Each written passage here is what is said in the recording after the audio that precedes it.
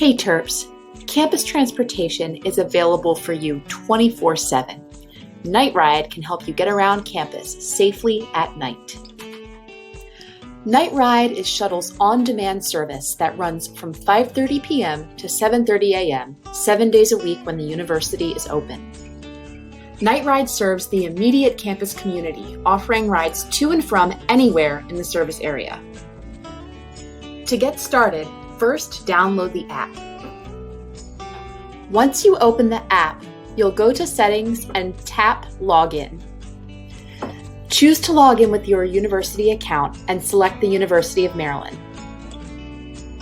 Drag the map to drop the pin at your desired pickup location, or enter the location address at the top.